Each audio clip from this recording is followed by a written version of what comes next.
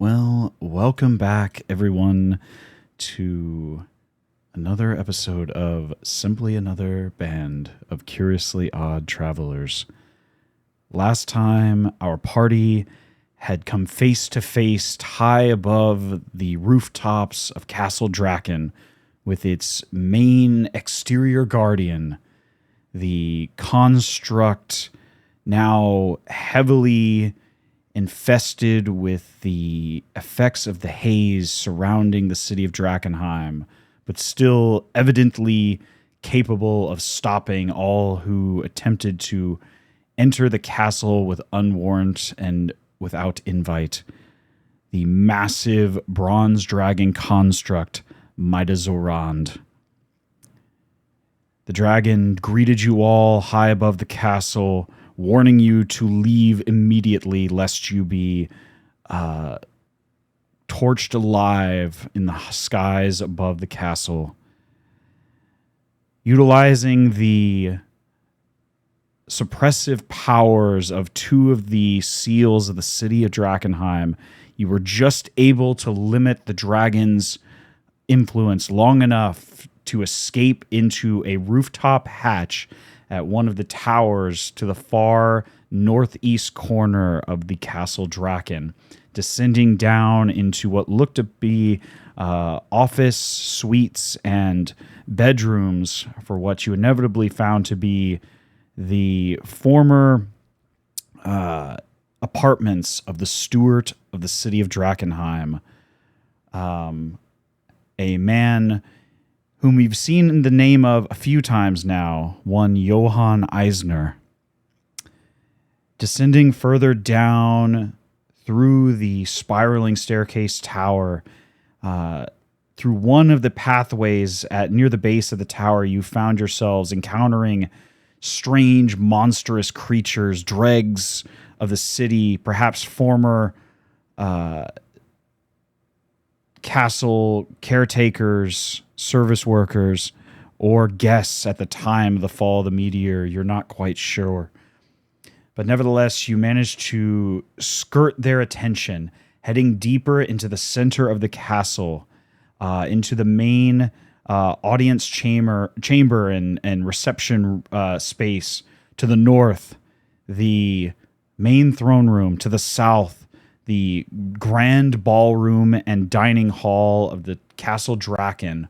At the south, you see hundreds of incorporeal spirits dancing about with heavily deformed creatures that look like haze hulks and strange, otherworldly dregs of the city, perhaps former staff members themselves, and the spirits trapped within this castle continuously reliving some grand gala event at the time the meteor had crashed down upon the city.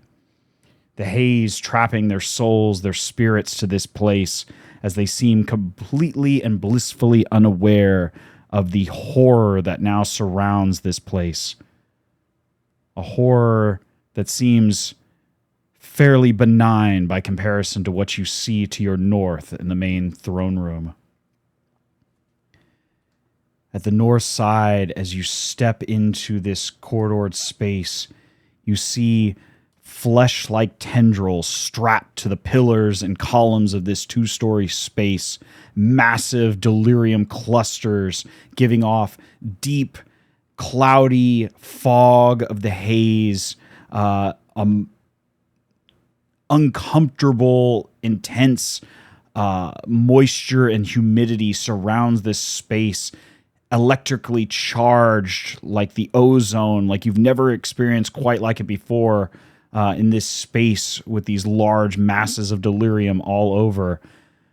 But this is overshadowed yet again by the horrifying creature that seems to be latched on to this entire space, various flesh-like tendrils, chunks of bone, and muscular tendons latched on to the stonework and the floors and the ceilings above, behind which you see the tattered remains of the throne of Drakenheim and a strange extra-dimensional portal, not unlike those you encountered in the inscrutable tower a few weeks prior. And Giorgio, in our last session, the last thing you remember before this moment was catching a glimpse of what appeared to be a precious metal-like material resting gently on the tattered cushions of the throne. At this time, what would you all like to do? Leave. Honestly, yeah. And before I go any further, I have some delightful ambiance to go with this moment. Oh, fantastic. You're welcome. Sweet. So this thing has not seen us? I'm assuming, because we're not dead. Give me either a perception or an insight check, your choice.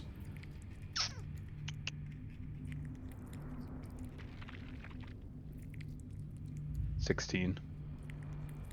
You don't see any initial reaction from this creature, this mass of flesh that finds itself strapped to the structure itself. It doesn't seem to have noticed your presence. But what you do notice is you follow the coiling main body of this creature resting in front of the portal to this extra-dimensional space. It seems like whatever this creature is coming out of said portal and seems to only be a small extension of whatever rests beyond this extra-dimensional plane. You see, there's a portal that we can see coming out of. Where's that portal start? It's directly behind. It's directly overhead behind the head of the backboard of the throne. On the map, you see it directly behind, dead center, behind the creature. So it's one thing coming out of the portal, and then that one thing is what's branching out and kind of tying itself up amongst all the pillars, or is it like multiple tendrils coming out of is the main body out in the room, or does it seem like the main body's not, and this is just a lot of things because this thing is just huge? Can we tell? Give me what would this be? Either animal handling. Animal handling, yeah. Definitely animal handling. No. Perception or Arcana, your choice. They'll have different answers depending on your result and what you choose. Perception for me. I wouldn't have any Arcana, and Perception is a much better roll. Now, I don't think that I have the link between these two, so I'm just rolling this. Okay.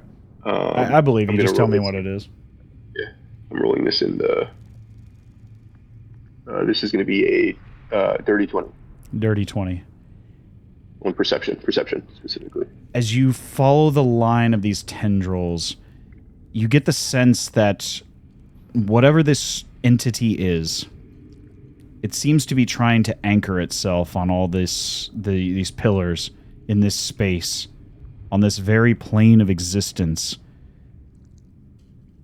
And although this creature is massive in size, as you watch the trunk-like base of this fleshy tendril extending back into this portal, you get the sense that this is perhaps maybe only a small fraction of whatever this is.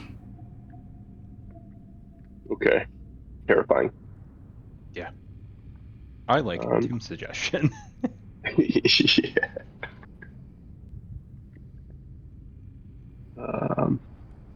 Okay, I want to relay this to everybody, but also point out that what I think is the crown. You said I saw it? Am I certain that it's the crown, or did I just see some metal that makes me think it is? You were not 100% certain. You just seemed to notice what looked like a glint of fine metal resting on the cushion of the throne itself. What else would it be? So I guess I want to point that out as well and ask if anybody can see it better than I can. because I think that's what that is. I'm going to do this just as a test real quick. Does this go through? I don't see anything. I didn't click on my guy. I forget how to use this thing because I don't ever use it. It came through. That one came through. I see perception 21. Oh, it did. Okay. Okay. All right. And perception 9. There you go. Okay, there we go. Perfect. Okay, now everything's gonna work. Okay. If somebody would like to make a perception check, and if someone else would like to assist, you can certainly do so.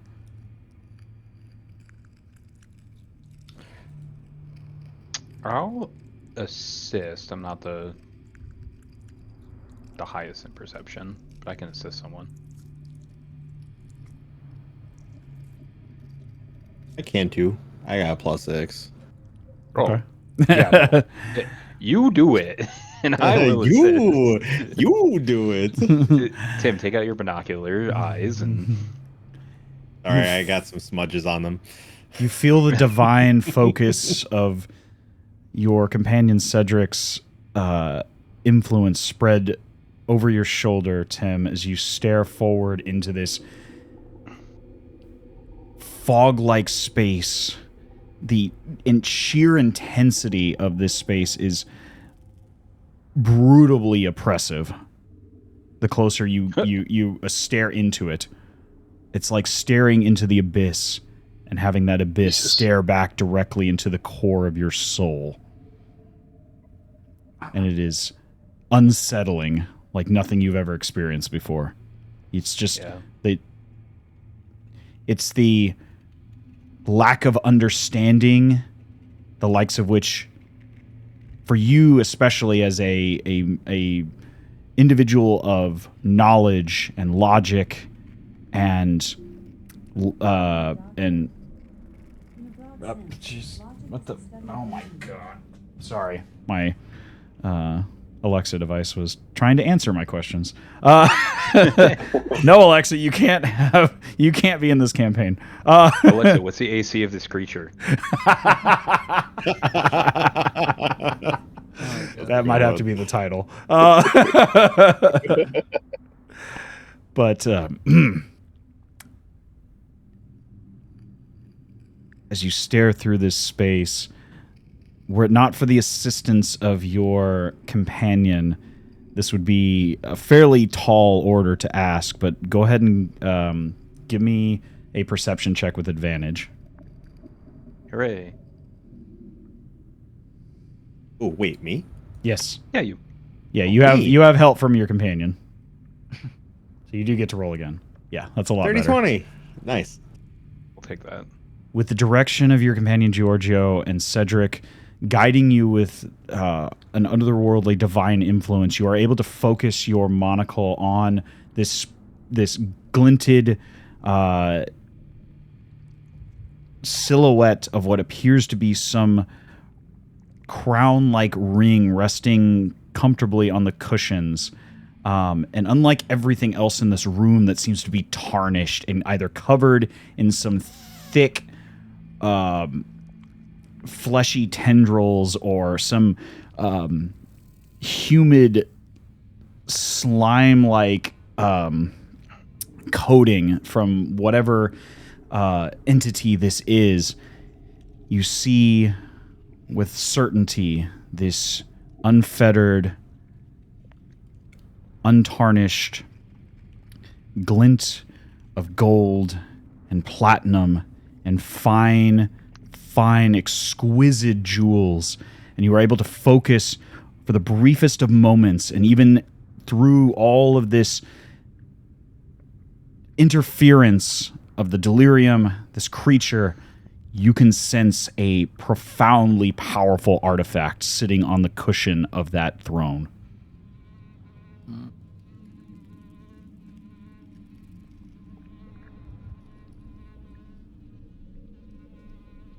Oh, that fly noise is awful. Yeah, I don't like that. That's so bad. I forgot about that. Ugh. You know it's bad when even the GM's like, oh, I made a mistake. Okay. but I'm going to leave it. Yeah, thanks. You're welcome. With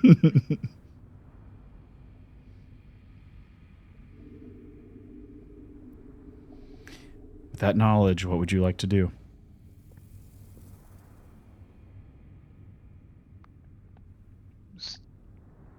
So to the south, we know that they're doing some sort of like ball or event or something. We don't know what's actually to the left of where we are right now, right? No, you don't have dark vision, do you? Oh God, no. Yeah, no, it is pitch black as you look to your left. Do any of us have dark vision? One of us does, doesn't? I do, yeah. I rolled. I mean, I can make a perception check. Nice. Yeah, you have. If you have dark vision, give me a perception check, Chugrulk.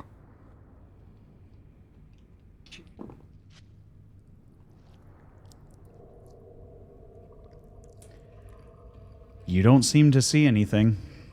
It just seems like an empty black space in this another circular tower-like structure, not unlike the one that you had just exited from with the you don't see a water feature below. It seems to be crumbled columns and debris all around, with what looks like some sort of markings on the floor, some sort of intentionally painted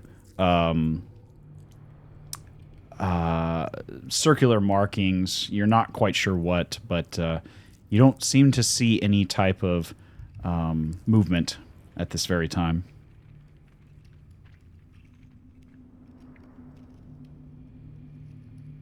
Okay.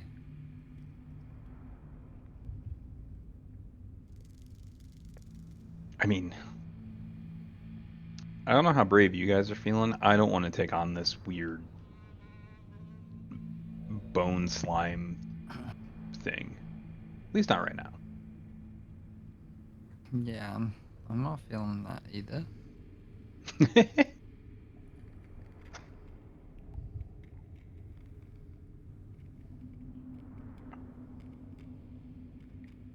But I'm also not too keen about going down into the party and crashing that. Yeah. Did we establish last time that Georgio, you were too young to really have an idea of the structure of the castle, or like? Yeah, I don't particularly. I remember specific rooms, but I wouldn't be able to tell you how to get there.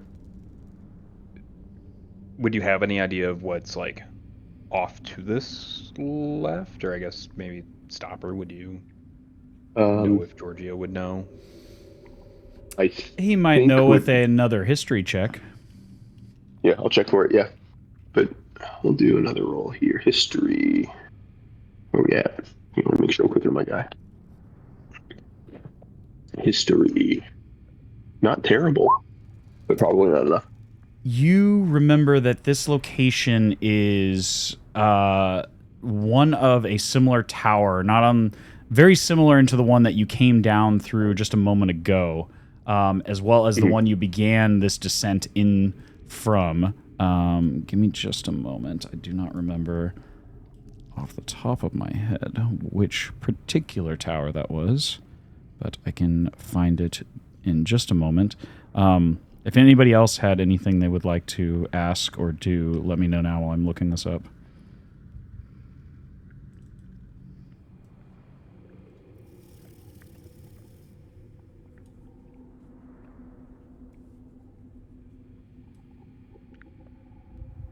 I did have one question. It may have just been lore building, but you said that the people in the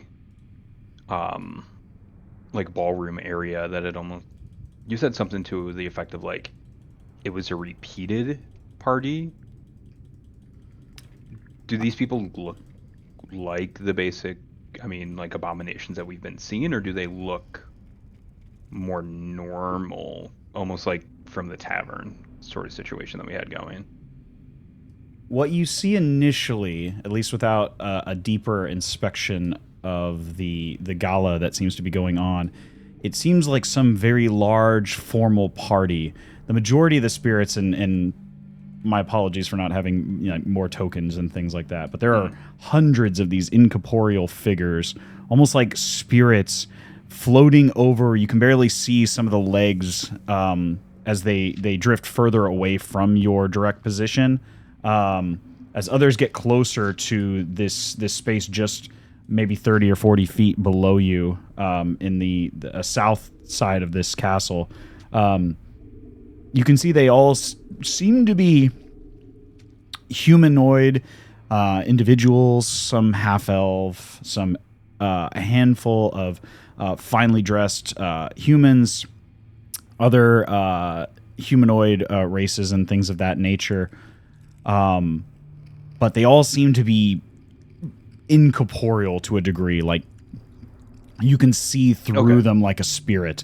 The only ones that seem to be of flesh and bone are these entities that, some of which wear what look like servant's attire that has been torn and tattered. These massive hulking husks and dregs skirting about, carrying what looks like platters of rocks and sometimes rotten, assorted, what likely was some type of food at some point, but some just seem to be like mossy, rotting mud, carried around as if skirting around to deliver hors d'oeuvres to the various gala participants. Others cloaked like individuals, presenting what looks like dirty, muddy mop water in tattered, cracked, what used to be fine glassware on similar platters, moving about. You get the idea that these were likely servants at some point that have succumbed to the corruption of the haze. Okay. But they seem to be following in their directives at the time when they were last human, and don't seem to be aware, at least at the moment, that they are anything other than they once were. Got it. Okay, so it doesn't seem like it's like the tavern where people are kind of living their life, having a good time. These people seem to be... Right. It doesn't look like if you went to touch these individuals, you would be able to physically make contact with at least those that are as normal looking as they can be. Okay. But some have come close enough that they would be able to see you, but don't seem to pay you any mind at the moment. Interesting. Okay. Cool. Give me just a moment here. I'm trying to find the map for myself. Georgio, you would remember this tower, at least at this base point, is the Conservatory Tower and Solarium. Likely to contain various manuscripts, various documentation for dignitaries from the Amethyst Academy, a observatory towards the top of the tower, and various documents and the Royal Library on what you see here now at the base, or further down, I would say, would be the main bulk of the Conservatory Tower Library.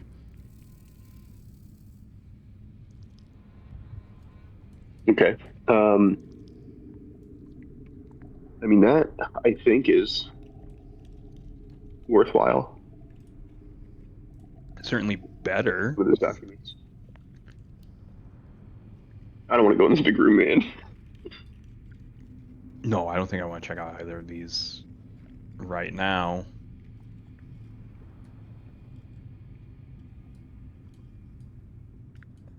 I mean, You guys want to go see what kind of documents we can find in that other room? yeah, I motion to everyone and just use two fingers to kind of point to the left room and shrug.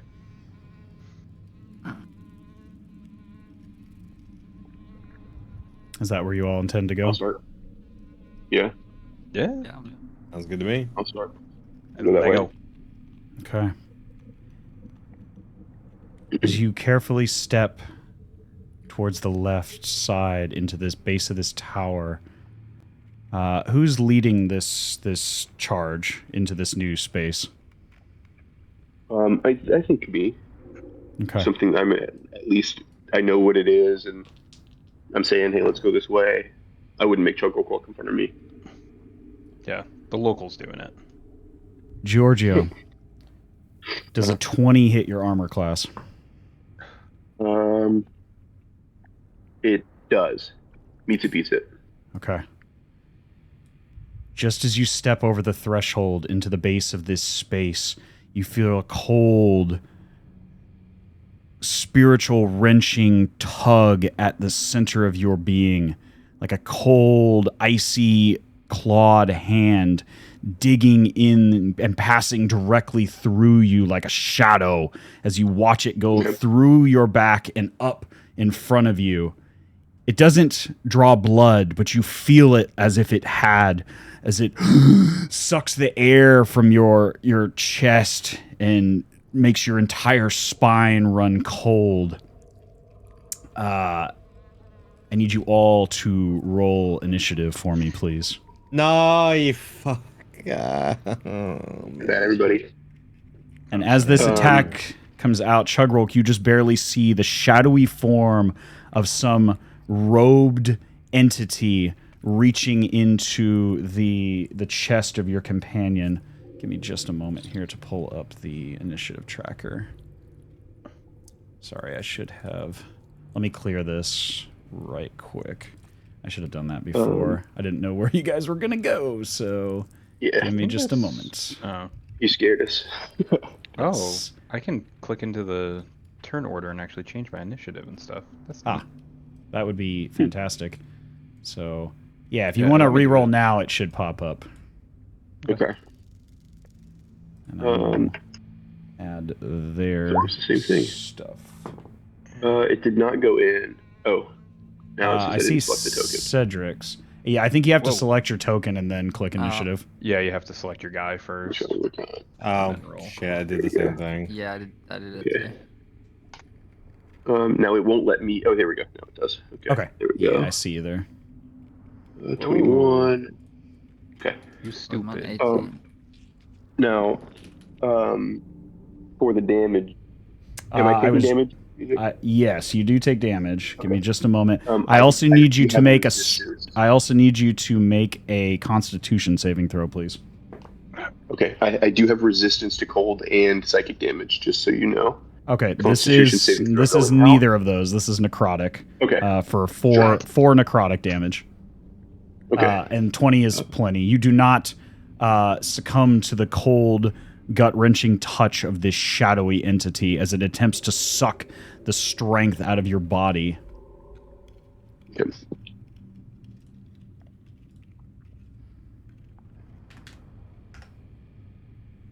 Oh. But as you feel this entity stepping forward, let me reveal where we are here. So give me just a moment and get this all squared away.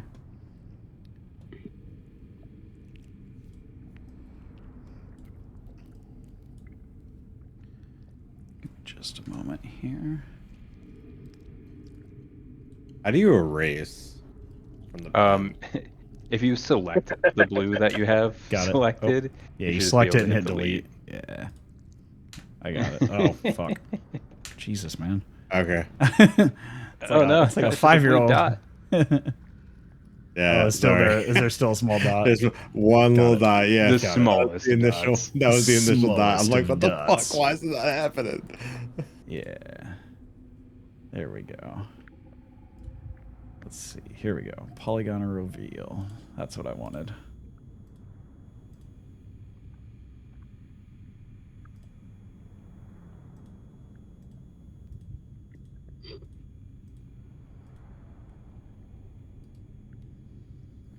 You see 4 shadowy entities as you step into this room, Georgio. The first, the one closest to you, is the one that has pierced through as it pulls back away, feeling you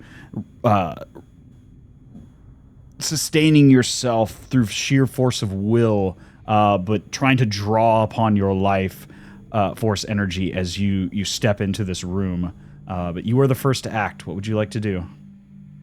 Okay. The way you described it was coming through my back and out through my chest. Is there something behind me, or is just the way that attack came through, or It's just the way it came through as you weren't paying attention. It kind of, but now you've turned and faced it directly. Okay. If he's right in front of me, I will use. Let's see. Let me see my multi-attack. I think we have 3. Attacks per action 3. I'll do 2 attacks and then a grapple attack for the third. Okay. So we're unarmed strikes. Here's the first. A 23 definitely hits. So go ahead and roll damage. Okay. Damage is going to be here. And your attacks, are they magical or non-magical? My attacks are non-magical. Okay. You definitely find purchase initially, but it seems almost like part of your strike passes through and doesn't make as much contact as you would anticipate. They seem to be resistant to physical damage of non-magical means. Okay, and that's noticeable? Yeah, you notice that, like, you definitely hit something, like, towards the center of mass, but it seems to not find as much purchase as you would initially have thought. As you sort of punch straight through these shadows. Okay. That 6 was I clicked the wrong one, so the 13 is the damage that the first one does. Okay. For the second hit, if I noticed that, I'll do another one, but this time I will use one of the charges on the ring, if I can hit here. So there's the same. Yes, a 23 still hits as well. So this is damage for the strike, and then for the ring, it's an extra. I'm just going to use one, so it's an extra D6, which I can just do here, I think. Of radiant? Okay. And that's going to be radiant, yeah. You strike again, and not making as much purchase, but as soon as that charge within the ring of the sacred brazier ignites in the core of this creature, it was just enough, and you see that this radiant energy sears through more than you would have anticipated initially, as it bursts this creature from the inside out, as the radiant light vaporizes it in front of you. Okay. I'll turn around and say, that was radiant damage. Probably want to use that. Then I have a third attack. Okay. So I'll move over to this next closest one, and then I'll instead of a grapple, I'll just punch again, but I'll use that ring. Okay. If I do hit. So here's the last of my 3. It's a 7 out of 1. Whew. Yeah. Does that hit? Yes, a 16 does hit. Okay. So here's some damage, and here's the extra radiant. Yes, with the vulnerability to radiant damage, that is just enough. And again, another strike that seemingly passes through, but as soon as that charge of radiant energy erupts at the core of this creature, you hear it as it just disperses into a cloud of shadow and vanishes from in front of you. But you do notice as it cried out, it seemingly echoed through this space pretty loudly. Oh, Great. fuck. That's what I was hoping was going to happen. All right. Sorry. I've got 30. Sounds like Georgio's from Wisconsin. Sorry. Sorry. Okay, and then I can only get to... Yeah, I can't get to the other side of these guys. In that case... I think I'll just back up against the wall here and stay, like, just pressed up against the wall with my back to the wall so they can see them. And then I will also use second wind to get a little bit of health back. Okay. That's going to be everything almost. 16. Perfect. Nice. Pretty good. Yes. Because I'm almost topped off. Perfect. Feeling good. 1d10 plus 11. Well, if that's all, Tim, we are on to you. What would you like to do, Right. sir? I forgot it was plus 11 whenever I went to use it. I was like, I was like, there's no way I could max heal off of this, but I certainly could have overhealed. I said in chat, yeah, I actually got a 12. So, so I'm technically not next. But I mean, if you want whatever, if you want to keep it, you keep it. We'll just keep it for now. Okay. Rather than fight with it. Yeah, just go ahead and keep going. Yeah. You're going to kill both these things right now anyways, so just take care of them. Well, I don't have Radiant. I don't have anything that has Radiant, but we can do the classic. We'll go here.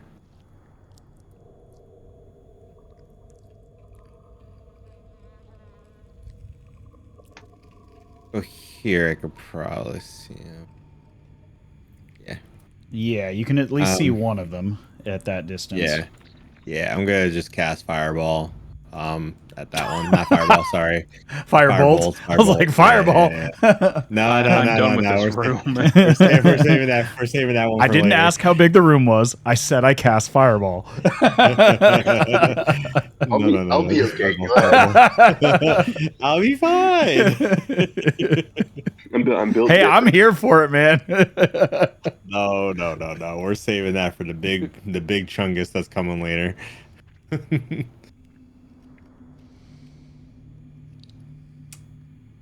27 to hit. Yeah, that definitely hits. All right, so I do these. How do you want to do this? You fully ignite this thing in a torrent of fire stretching out from the palm of your hand.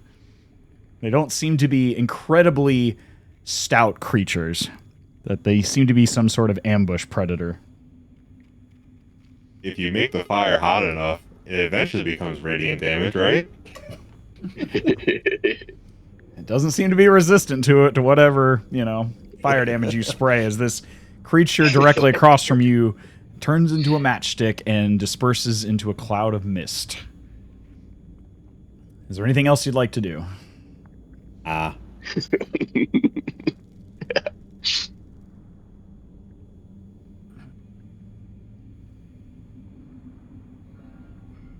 Oh, I said no, I'm good. Oh, okay. I'm good. Gotcha. Yeah, sorry.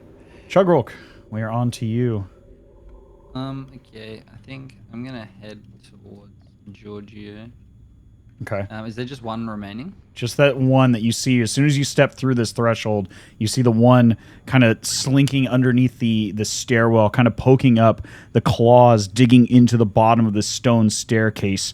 It's empty, faceless, shadowy, whatever you could pass for an empty visage, seemingly focused on you and Georgio.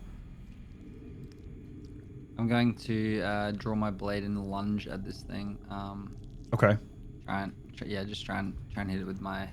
As soon as you unsheathe Ignatius, the radiant energy, it recoils back and hisses at you, seemingly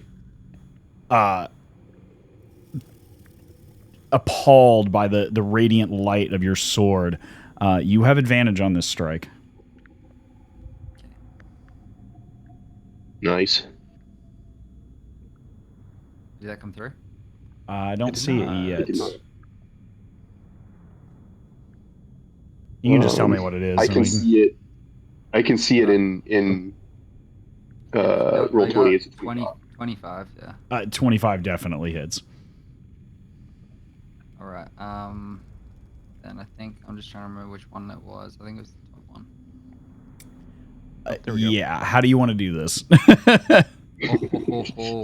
I'm just gonna absolutely like while I was kind of like running in, I'm just gonna be like lunging my blade straight at this guy, like just down on him. You drive the radiant blade directly through the core of this creature and rise up with it, up through the top of whatever would be its skull, and the radiant energy just crackles and spiderwebs through it as it disappears into another mist of shadow and vanishes. Well, with my next action, I'm just gonna come back out with the group into. Okay. You don't see any more of these shadowy ambushers, but what you do begin to hear stepping towards you is the heavy footfalls of one of these creatures. It hasn't quite noticed you all yet, but you can hear it lumbering closer to you, perhaps beginning to hear the screeching of whatever these ambush predators, these shadowy entities were, as it is coming up on you all quite quickly. What are you all doing?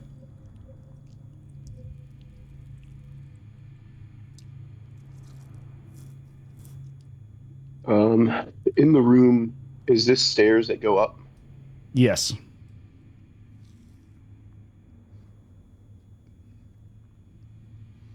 Yeah. You guys can come in here and go up?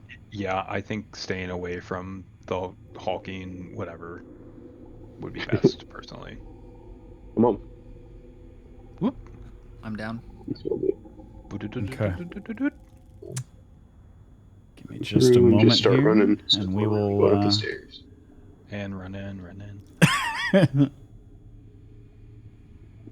Give me just a moment here to pull us back to the next level.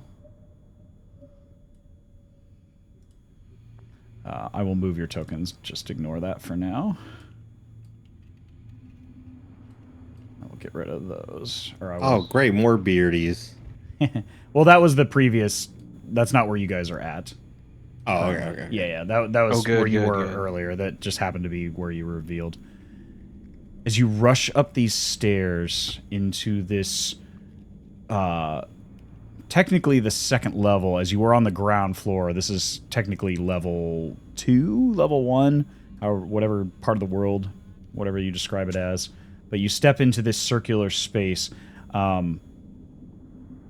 It is pitch black, and as you run up the stairs, Giorgio, you immediately almost bump into what feels like a shelf or some sort of tall piece of furniture that's about the same height as you are, as you feel like not heavy, but like cumbersome square objects stumble off of this furniture and fall on top of your head, as you feel the musty scent of pages open up and drop on top of your head. Chugrulk, you can see that this appears to be some sort of like bookshelf that your companion has bumped into as you run up these stairs. But you don't see any entities up here, but it is pitch black in this room. Okay. Give me just a moment. When I bump into it, well, I'll tell everybody, hey, slow down. There's stuff here. Right.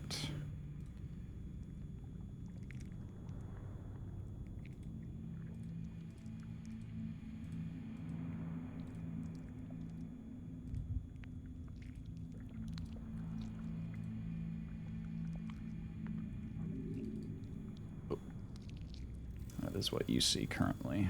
Let me reveal this last little bit here. The walls that you see are just the rounded... It's, again, another one of these rounded towers, not unlike the one that you came down through that housed the Steward of Drakenheim's quarters. Very similar in its overall dimensions, but appears to have a different use case, as it's full of musty scrolls and books and records and things of that nature. And Chugrulk's the only one who can see right now? Yeah, there is no light source in here, so if you do not have dark vision, it is pitch black.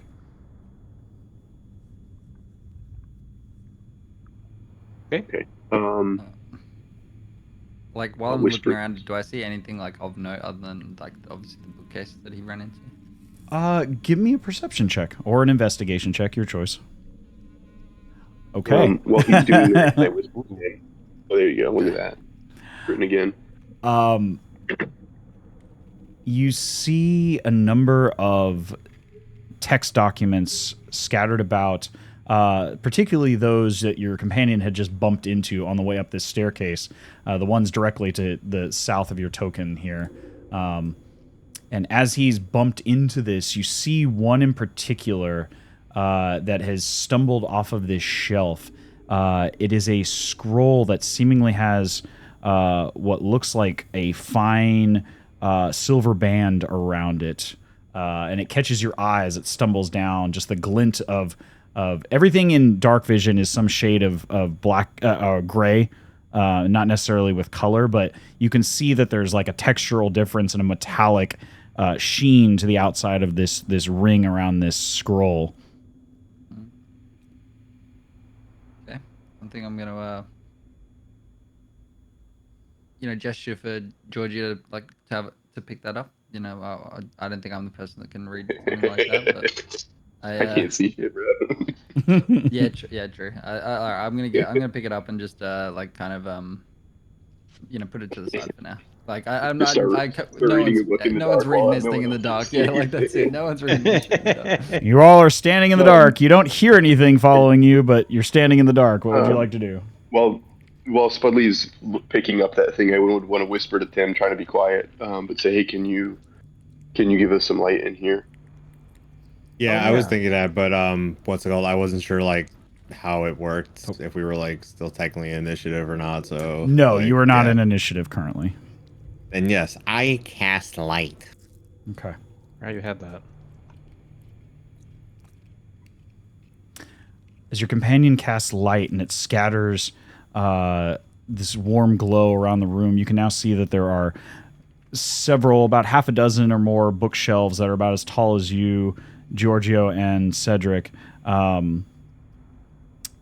filled with dusty tomes, scrolls of different deals. Tim, you can see as you cast this light and spread it throughout the room, you can see there's a number of these scrolls and books and ledgers that are stamped with the seal of the Amethyst Academy.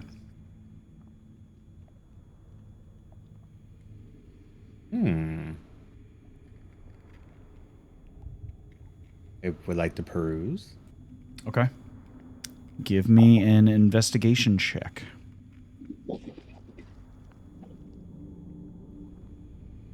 Okay. You notice initially, the first thing you spot over here to the far at approximately 3 o'clock, you see a desk with what looks like what used to be some sort of magical lamp, but it since whatever magical enchantment was upon it has since been well beyond its time, and its renewal is just not functioning. But as you look down at some of the documents that are on this makeshift desk, you can see that there is a very fine handwriting in a metallic, like a silvery ink on one of these documents. And at an initial glance, you see terminology discussing the movement of the spheres, the stars, planetary alignments, various ledgers and things of that nature. But what finally catches your eye is the signature at the bottom. It is signed by the former Archmage of the city of Drakenheim, the one that you had briefly encountered not but a few weeks prior, before they finally succumb to the mortality that had been eluding them for the last 15 years. But you see notations with regards to cosmological events listed here. They seem to be scattered initial notes and loose theories and hypotheticals and things of that nature. But it just strikes you as unusual to see the signature of the Archmage here on this document.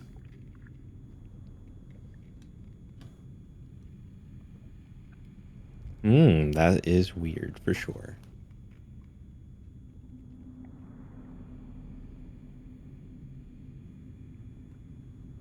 Chugrulk, the scroll that you see in your hand now, or I don't know if you put it away or anything, but it has a fine gold ringed band with a silver inlay on it that seems to have some sort of runes etched around the exterior of this band. And the paper itself, the parchment that is inside of this band, seems to be of a fine quality that has not degraded over time, like many of the other pages and documents in this library. Okay. I might hand this to someone a bit more learned than myself, if they will have it. Obviously, I don't want to give someone something cursed if it's given that vibe. But yeah, I might try to see if anybody is interested in trying to, decipher what this thing might be willing to tell us. Okay. Looking more or less at, I guess, Tim and Cedric, I guess. Not so much me. Yeah, I guess Tim would be my go-to if he was interested in this. Yeah. Sure. Okay. I'm gonna hand that to him and Your companion Chugrulk hands you this finely banded scroll of some kind, and as you touch it, you get an initial peak of arcana associated with this item, some sort of magical enchantment upon it. But if you want to research further, I'm going to need an arcana or an investigation check from you. Yes. Okay. Okay. As you inspect the scroll, you feel confident that it is not cursed in any way. You just feel that it has a fairly potent arcana etched upon its parchment. And as you slip off the ring of the sealing this scroll and unfurl it in your hands and swiftly read through it, you're fairly confident this is a scroll of Farstep. Okay. It has a 5th level Farstep spell etched upon it.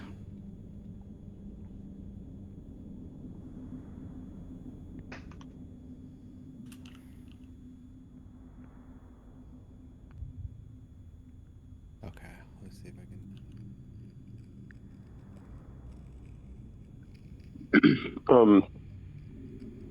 While this is going on, JJ, if I remember this room, would I remember if there's any like secret hidden compartments or trapdoors or anything like that?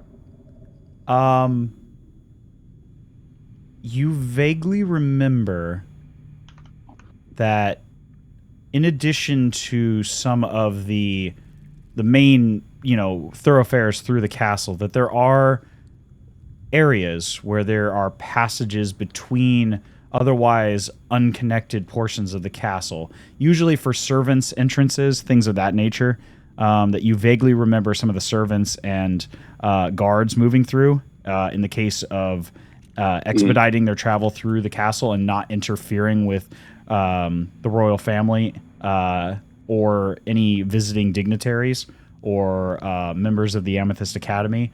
So they use these alternate passageways to not only avoid interfering with the confidentiality of their guests and the royal family, but also just to expedite their movement through the castle. One of those two situations. Give me a history check, and I'll say with advantage on this one.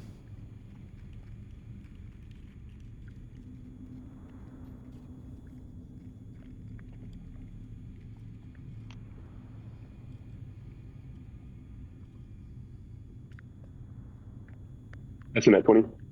Okay. Did that come through? Come on, man. I clicked on my guy. I believe you. Yeah, I've got a 20 and an 8. As you recall, once prior, when you were quite young, you had gotten in trouble for going into a part of the castle grounds that you were not intended to be in.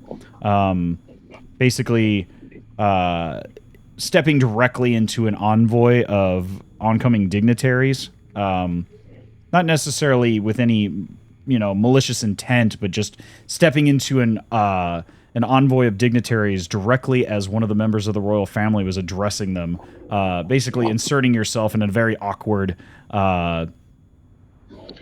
unnecessary first meeting with some random envoys from another neighboring nation. And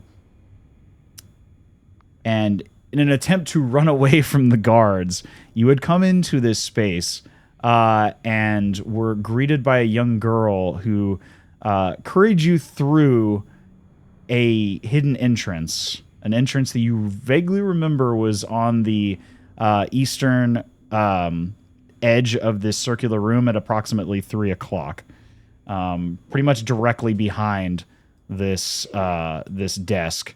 And as you step behind that space, you see that there's a loose stone, and as you push into it, the whole slab of stones move over, and there's a tight but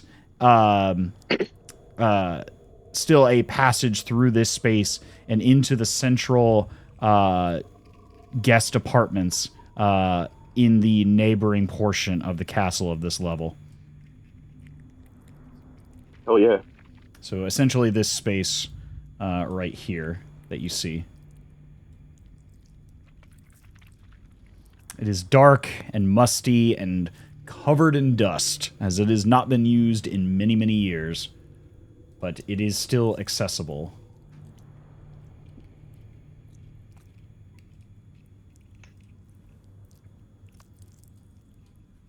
I'll gesture to everybody to come over and say, I remember this trap door being here. Or I was pretty sure it was here, and it is. I don't really remember where it goes, but might be worth checking out.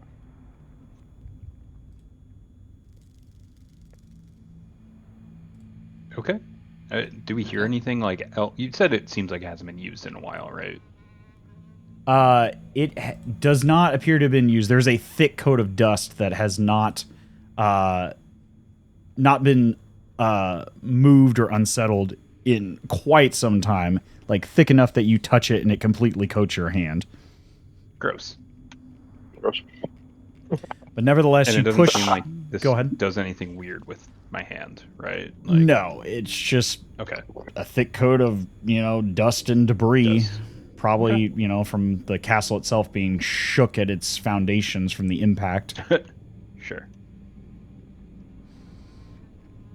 But you push to the other side of this wall, and you find yourself in pushing at a wooden entrance on the opposite side, not unlike the door that you just pushed through, but coated in like a wood veneer, like panel, stepping out onto a wood stair landing in this adjacent space. And I'll go ahead and reveal that to you here, into a hallway with various doors to the left and right.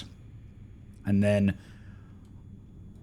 opposite that, a space leading back towards one of the towers that was opposite that you had already come through, that you vaguely recognized from your previous descent down through that side of the castle. Kind of the Jack and Jill towers on either side of this central apartment segment of the Castle Draken.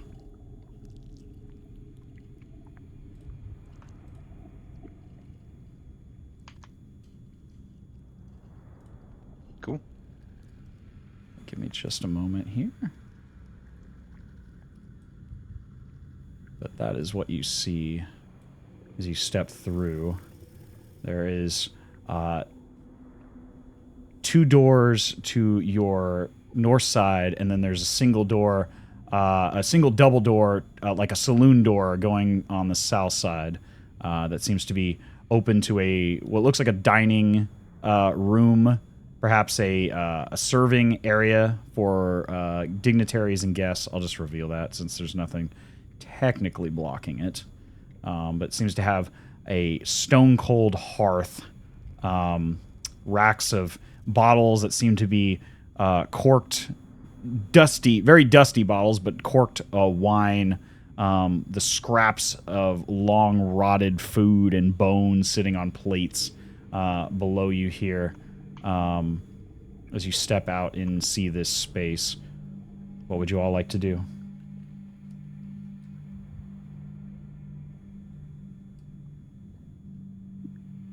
I mean, I can root around here. Just like we've been doing, see if there's room. I'll try to sneak my body in there. It's definitely tight. I mean, this servant's door is probably only about 2 foot, maybe 2.5 foot wide. So it's a tight fit for you to squeeze your large Goliath frame through this servant's door, or servant's tunnel, if you will. But you do manage to kind of worm your way through, and as if you were, you know, climbing through a tight cavern crawl space.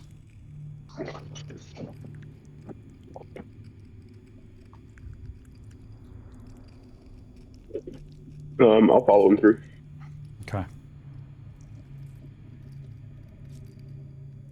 Are these things along the way? Are those doors or windows that we see going? They are closed doors just to the north of you. There are 2 closed doors. Okay. Like single. But the dining room itself seems open. Yes, these doors here on the south side are they're saloon doors. They don't go all the way down to the top and bottom. Oh, okay. Yeah, they And just like swing are doors. those things just as dusty as the rest? It seems like there's no footprints going in or out, or. Give me an investigation check. Thing I am not good at. 8. You do see some footprints that disturb the dust.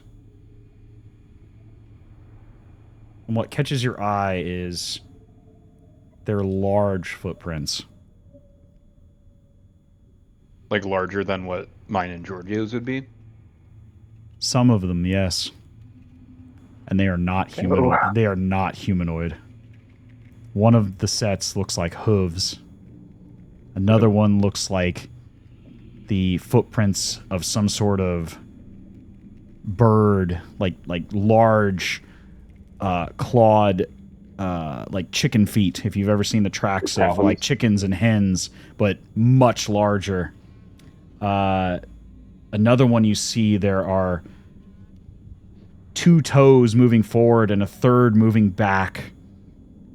And then what also catches your eye is not so much feet, but what looks like lines running through this dusty floor, almost like a snake passing over sand. Don't like that. And that one's quite wide. It's the base of that slithering serpentine path through this dusty floor is probably about 2 feet wide. Really don't like that now. Yeah. As you see that, Cedric, and it sparks concern, give me a perception check.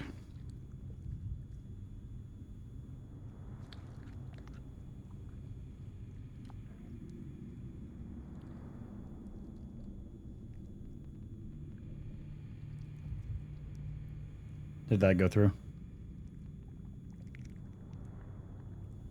Who was that for? Sorry. For you, Cedric. Oh, I'm sorry. Since you were the one asking about, you saw the footprints first, and you're initially spooked by them. G6? As your companion is asking you questions, you don't really see anything else, but you are still deeply concerned by these unusual non-humanoid tracks in the dust.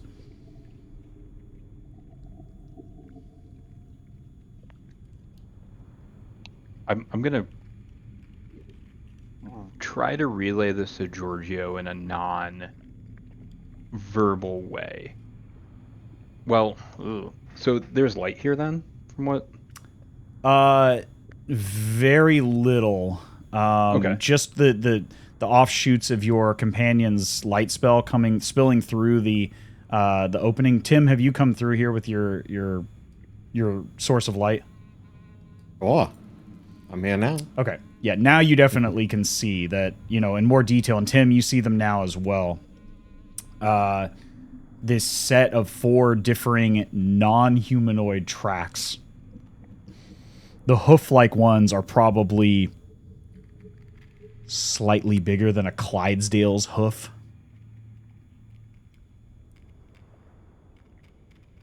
They're all of similar large size. You would imagine whatever left these non-humanoid footprints would be quite large in stature.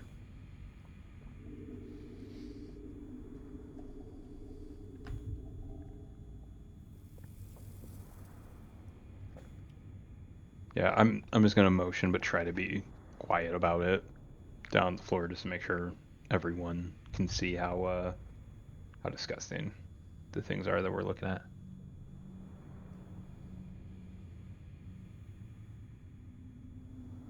What would you all like to do? Is I'm he able obviously to? gonna come with you guys. Like, I mean, like, I'm not sticking in here by myself. Mhm. I'd have to see him. Is Cedric able to successfully get our attention on the things he's looking at?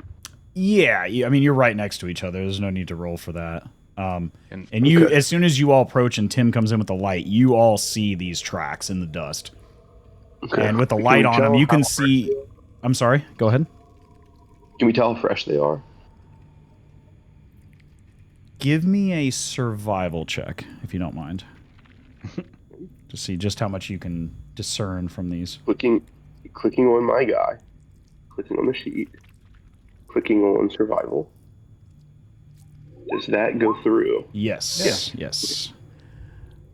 They are very recent. Okay. And can you ping where it's coming? I guess They coming seem and to be going. We don't really know. moving all around this space, like circling these areas.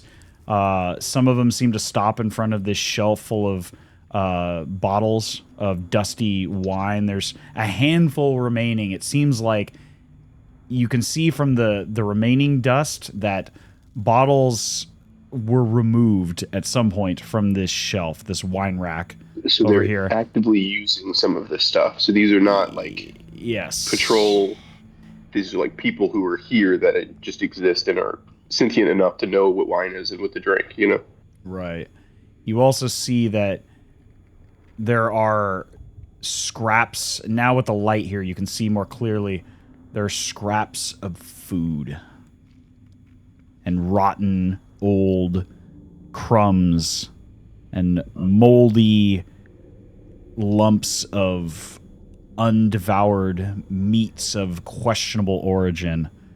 And as you turn to look in the near this wine rack, you notice that all 4 of these footprints and tracks seem to go through this door here into a different space.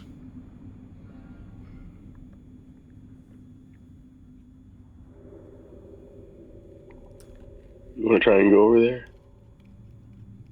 Kind of spooky. yeah, can I peek under the saloon doors and just see if I see any slithering, some feet, some hooves, whatever it might be? I mean, in this general space, or you're talking about the door I was pinging here? Because this Yeah, is that not door. a saloon door. This is That one's not a saloon. That's not. This one here is. The double door is. Sorry. This is a normal door Oh. like the apartment door. And the stuff is like the slithering or the snake and stuff. Did it seem like it was coming through that door? Yes. All 4 of the tracks at some point seem to go through this door I'm pinging right now.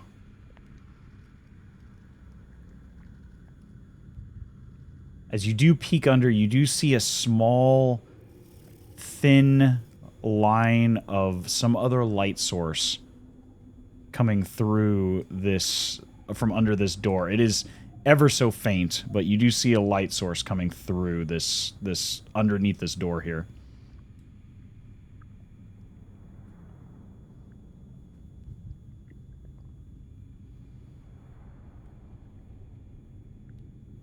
Mm.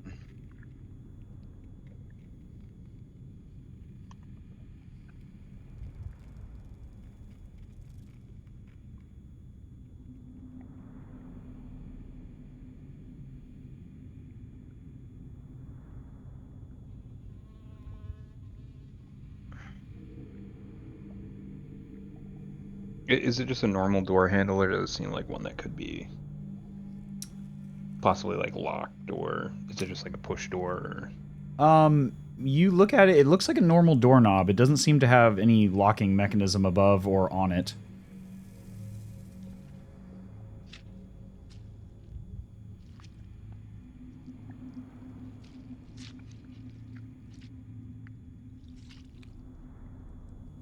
I mean, do we go in? Yeah, I'm super intrigued by it. I kind of want to go in. I'm not gonna lie. Yeah, I'm gonna. I'm down. I'm gonna ready my Atom Smasher, Comet Smasher. Oh, And- Atom Smasher. Okay. Yeah, I forget what Yeah, it's for called. sure. And basically, if Oh, I'm boy. gonna push the door open with my shield hand, and if there's something on the other side that looks to be something that could possibly be an immediate threat, I'm just gonna swing for it. Okay. You slowly push open the door after turning the knob.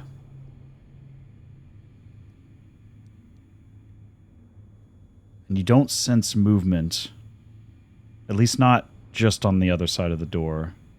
As you peek in through the gap between the door and the frame, you can see that there's a narrow wooden spiral staircase on the opposite side of this small, closeted, like what you imagine is some sort of servant's room. You see what was probably a laundry basin of some kind, full of old, dirty, stagnant water, nasty, blood-soaked rags now hang off of it.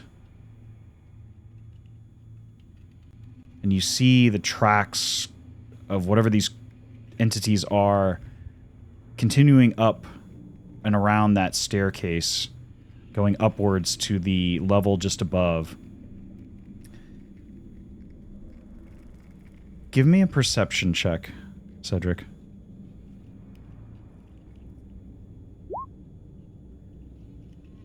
It is ever so faint. But you hear the sound of voices coming from above. What languages do you speak, Cedric? Only Common and Giant. This is not a language that you speak. Shocking. It is a foul-sounding language, though. Ooh, is it deep speech? It is not deep speech. Damn it! Sorry. It is not deep speech. That would have been so sick. It is almost like a long string of curses strung together into a incoherent series of guttural sentences, from a voice that sounds like a deep bellows, another that sounds like a shrill avian-like tone, and another that sounds like a long lisp of strung together words where you can't tell where one ends and another begins. What were you going to say, Tim? Okay. What does he know? I'm assuming not, but just in case, because the way you're saying, because I don't think this is it. It's not celestial, right? It is definitely not celestial. You know I figured that. Celestial? I knew it You have wasn't heard because when you were saying it was celestial. guttural and Do you shit. speak celestial? I do. I still. Okay. I speak You do not. celestial You deep speak speech. celestial, and celestial is a beautiful language. This is like this is horribly different than celestial. I had a feeling. I know. I just took a shot. okay. It's not. It's not. It's not. I was gonna say, you fucker. I was gonna say it's Gnomish. I It's know not Gnomish. Gnomish. You Okay, would know if it was Gnomish immediately. Okay. I'm gonna cast comprehend languages then. Okay. Oh, cool. As you step upon near, you would need to get closer by where Cedric is in order to fully hear, because it is very faint. And it's only because he mentions it to you that you fully begin to grasp that there are voices coming from above. And as you whisper the incantation and cast it upon yourself, you now begin to hear the voices now in your mind as common. You're not certain what they originally were, but the first voice you hear... Give me just a moment here. Is a deep, guttural, like growly voice. They will want more food. Oh, We never know when they would come to get us. We will need to enjoy while we can this place. And you hear this other shrill voice calling from further away, but it is like a shriek, squawking voice. But we did not present what we came for.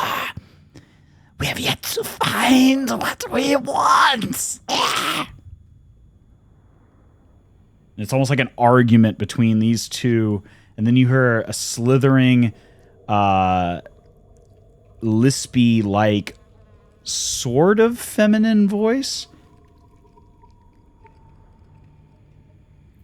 Could we perhaps offer an alternative compensation for our presence in this plane? Perhaps one of the mortals would offer a satisfactory prize. Yes. As you hear this, what are you all doing? I'm translating.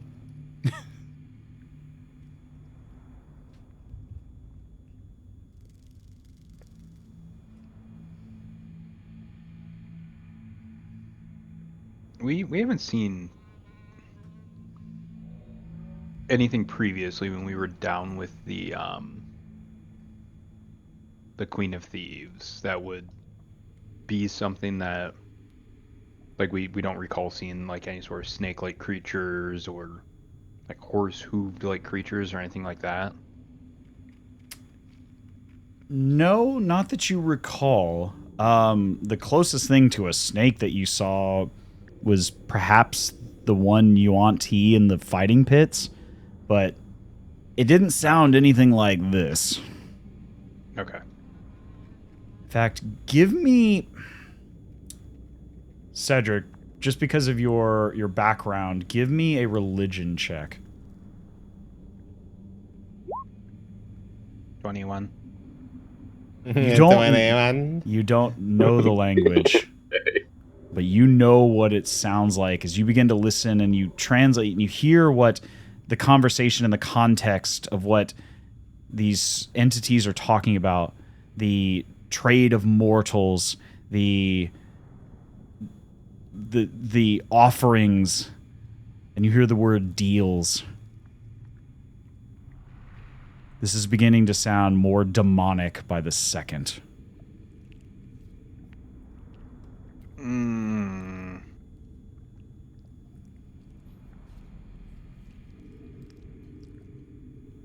Okay.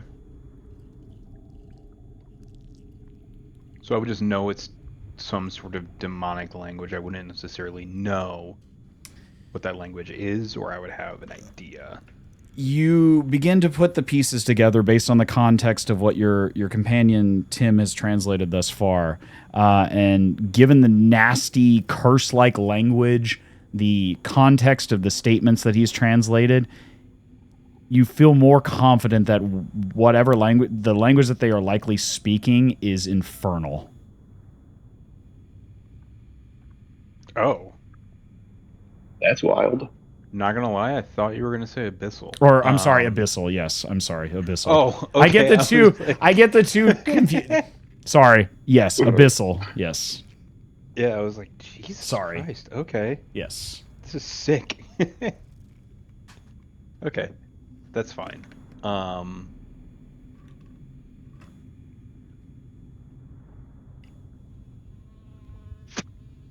Sorry, I get those two confused. They're, yeah.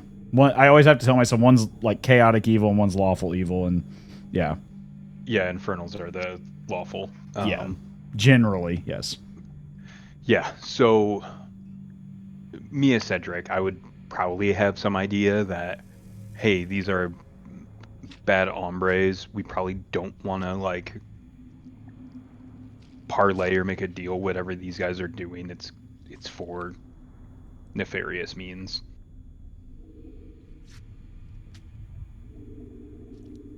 I guess with Tim's information of what he heard and just that knowledge, I would relay that to people of just like these are not good dudes, like at all.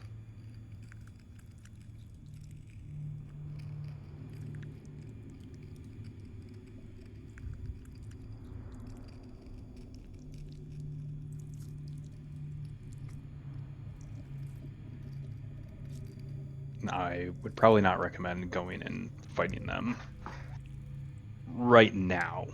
I agree. We should go talk to them and stuff. Hey, you guys. Can you come down? What's up? Chugrulk.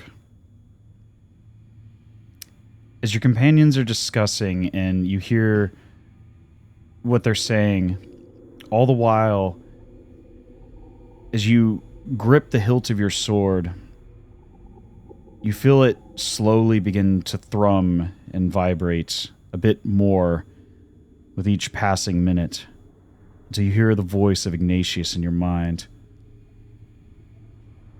I sense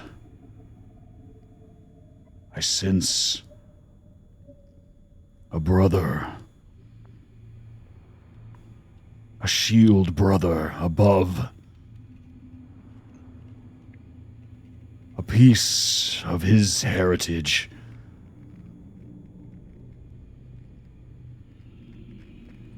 A holy piece.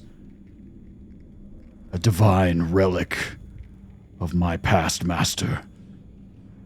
It is so close. I sense it. Just above us. Fuck. Okay. I'm gonna try and quell my sword and keep that in mind. I think that I will quietly share that my information with the group.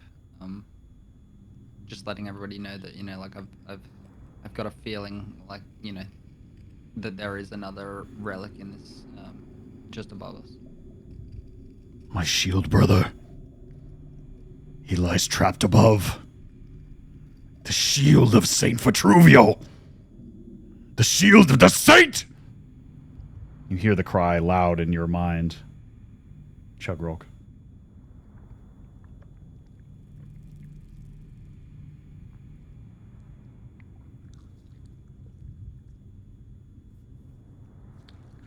You know, I guess like I don't know if I want to go up there. I don't know. Fuck. All right, like I said, I'm just gonna try and quell my sword and like, you know, calm it. Like, you know, I hear you.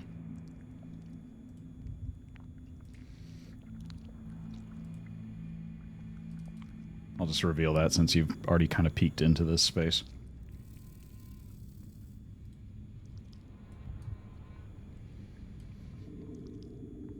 Those thoughts in mind, and those clues as to what you potentially may face in the floors above, what are you all doing?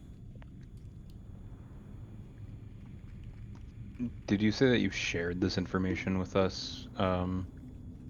Yeah, like I said, like I'm gonna just allude to like yeah, that, you know, I've gotten a strong, like, you know, urge from, you know, from the voice that like I've clearly shared, you know, like this is the truth, like, you know, so I feel like there's you know, I'm getting a very strong feeling like from a pretty decent source, like is my kind of vibe to you guys, that my my shield is, or not my shield, but you know, the shield is up above.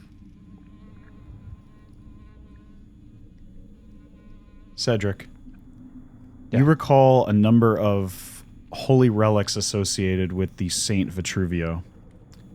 You've had in your possession a number of them up until this point. The scepter, the phylactery, which also serves as one of the seals of the city of Drakenheim. Of course, the sword of sacred flames, Ignatius.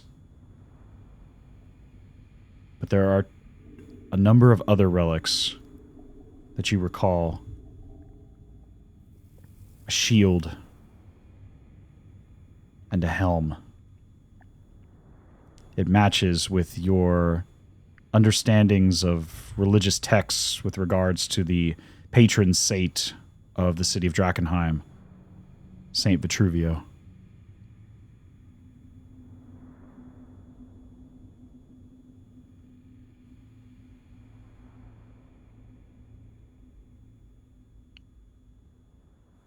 Okay.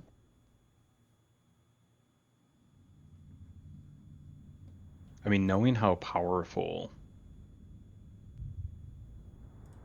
the sword is, I feel like it would be useful to get this. I might just be, a bit selfish in the means, since I think I'm the only one that uses a shield. No, Chugrulk uses a shield too. Yeah. Does Chugrulk as well? Okay. You also still have the... No, I think you're using the shield that you got from the Knight Captain, correct, Chugrulk? I believe it was better than your normal shield. Yeah, I think I think it was a that's +1 or something like that. Yeah. Yeah, that's a And +1 shield. I'm using an upgraded shield, but so just to confirm again, some sort of hooved thing, slithery snake-like thing, and then Bigfoot thing. Was there another one, or was it those three that we were accounting for? There was 4. There was some There's- sort of avian Yes. creature Okay. as well. There was 4 sets of tracks if you include the slithering serpentine pathways. Yeah, large talon guy. Okay.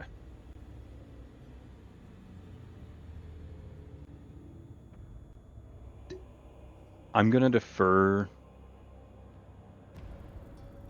to the group and just say they are clearly looking for some sort of something. I don't know what, but just something of importance that they have been tasked to find. It could be another seal of the city.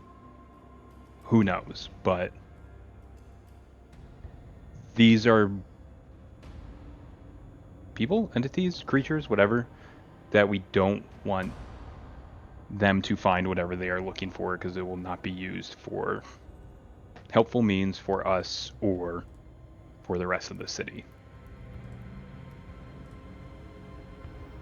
I don't know if there's another way for them to get down from where they are, and they might need to come through here regardless, but I don't think we should let them make their way through the rest of the castle.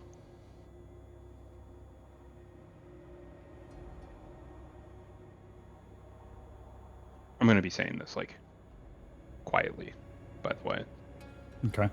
Try to conceal my voice in some form or fashion.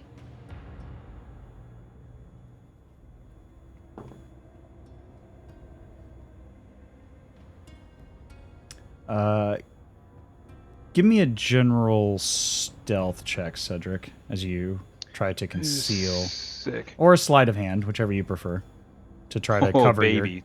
your... Sleight of hand. Yeah. That'd be another 6, I believe. So 19. Okay. I see 13 here.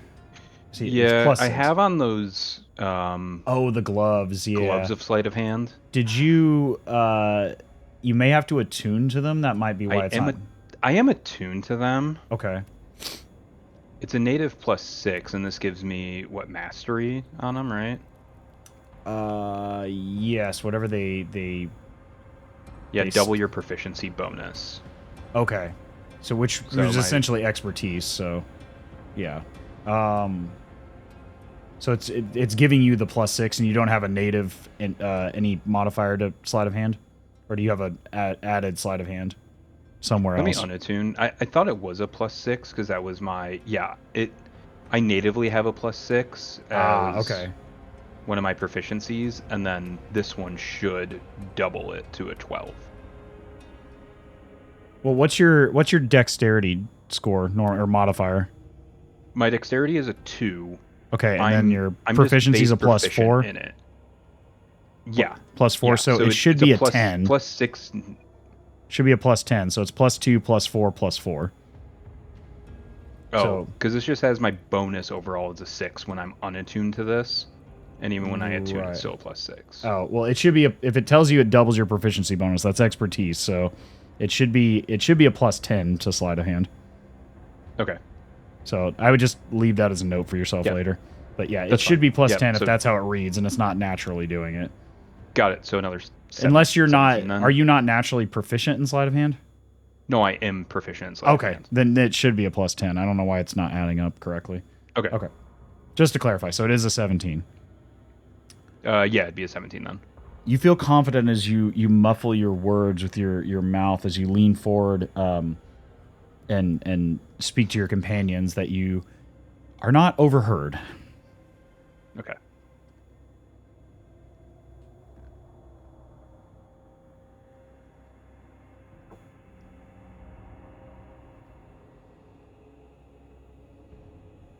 But you continue to hear muffled conversations above. It is, even at this distance and with your spell, Tim, it's just jargon at this distance. It's hard to tell what is being said beyond what you've already overheard. But you do hear above your heads the sound of large footfalls and the movement of large entities.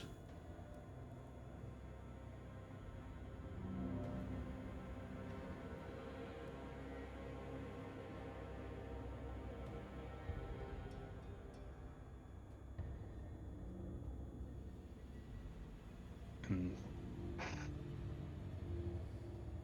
just gonna ask, what are we thinking?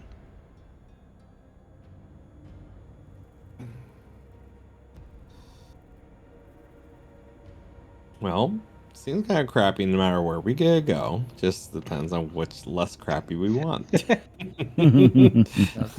very true.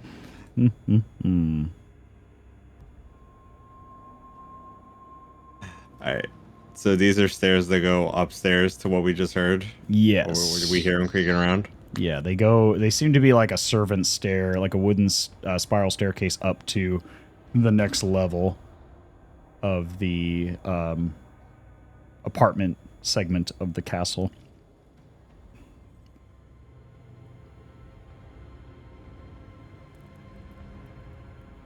And we know back back to the tunnel that we were in. Are those doors or windows to the other side? Did we ever? I mean, we didn't look through that, but You mean in that Can we just small see what's servants over tunnel that you passed through? yeah, like right here. I see these two things. No, those are There, doors. Those are doors. Those are doors. Yeah, not Okay. unlike this door beside you here. They're very Okay. similar in that they're not. You imagine there's some sort of apartments based on your past experience, like individual rooms, to house guests and dignitaries of the castle. This appears to be where you're standing now, some sort of servant's kitchen / makeshift dining room for guests staying here in the castle, guests of the royal family.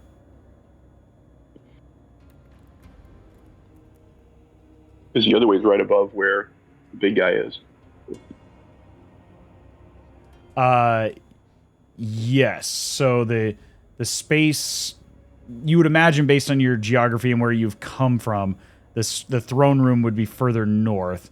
You know that the castle has various elevations, and that based on what you flew and saw overhead, The throne room would be like due north of where you are now.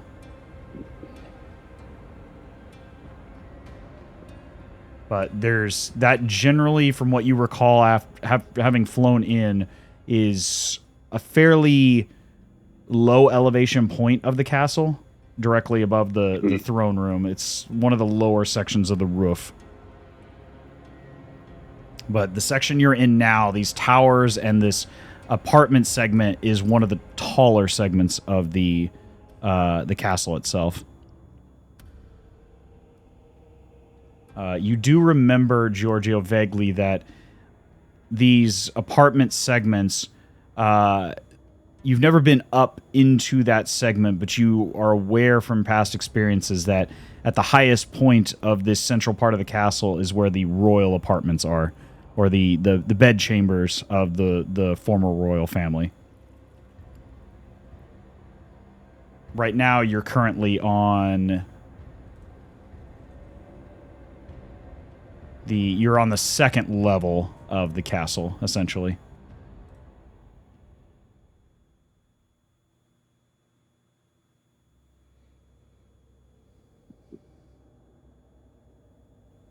I think going upstairs is probably good. Let's do it. Obviously, I'm down to go if you guys are down. Just don't want to be solo and burn. Sure, yeah. Yeah. Okay. Are you all trying to be covert as you step above, or are you just walking up assertively? I mean, I'm down to stay covert if that's been our play so far.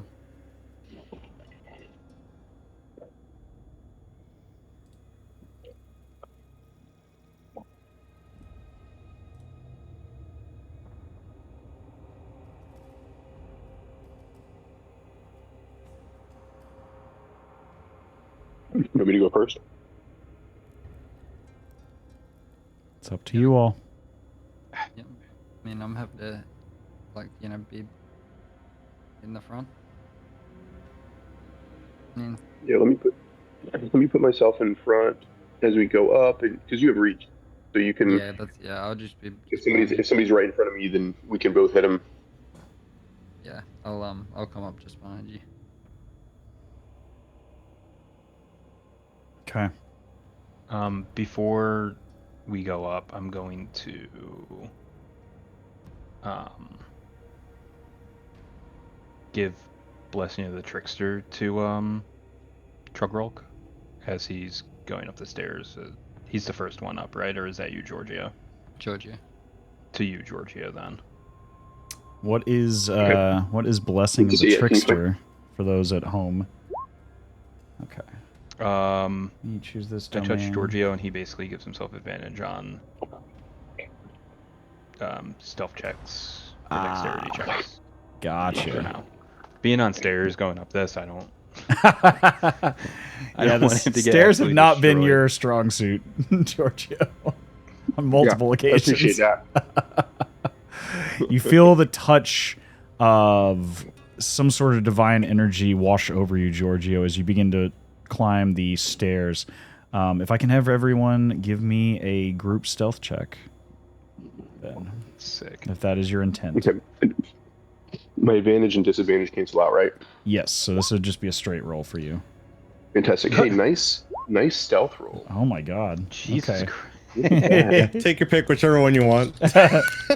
Would you like 25 or other 25? Okay. I got 9. Oh god. Oh, it doesn't matter, it Tim. does They hear not- us. Oh boy. Okay. Well, Brad, would you like to borrow one of my 25s? Would I like to? everyone in the group Well, except for Tim, who's sort of absolutely hanging not. back, walks up these stairs like a tool shed in a fucking hurricane. Yes, sir. Look at that, the Georgio classic. Your group sounds like a Home Depot getting hit by a tornado. There is no helping. You can gesture such all you want. There is no helping. The stairs are cursed, and I should know this at this point. Hey man, it's either doors, stairs, windows. It is the simplest shit in D&D that fucks over everybody. Yep. I can lay a plethora of traps around a dungeon and they will never go off. I put a fucking door in front of you guys and it's like I put a fucking concrete brick wall in front of everybody.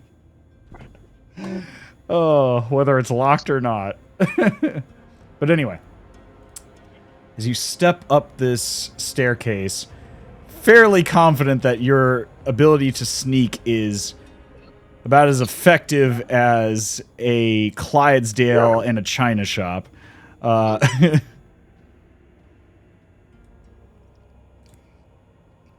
get rid of those tokens. Don't worry about that.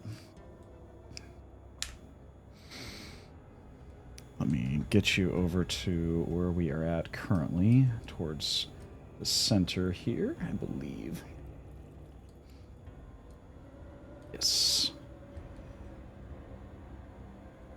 Let me reveal.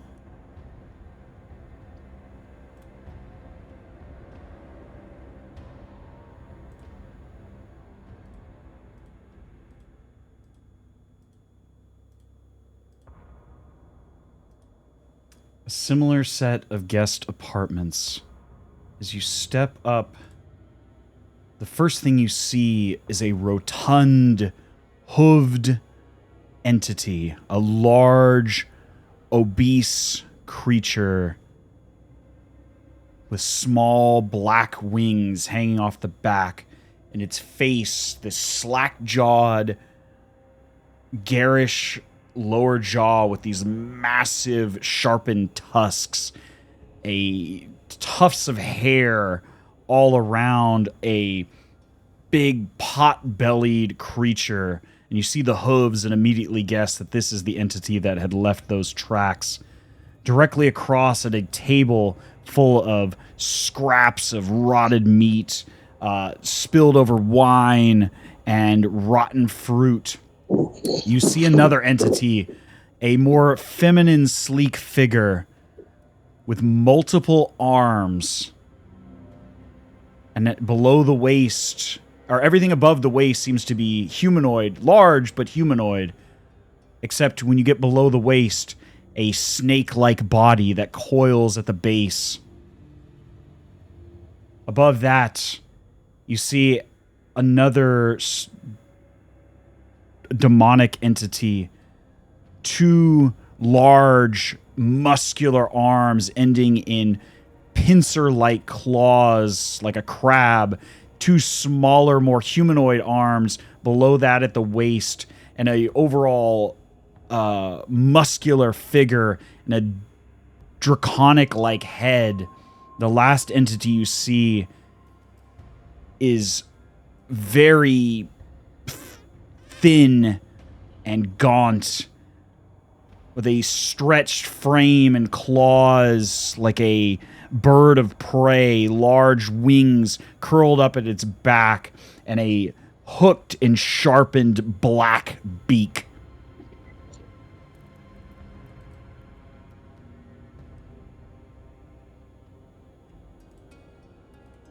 You can drop your tokens here at the end of this spiral staircase as you enter into this space.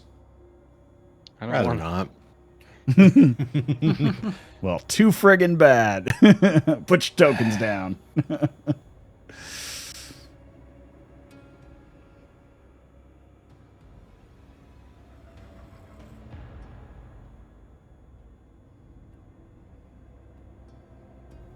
While you're doing that, you hear the guttural voice.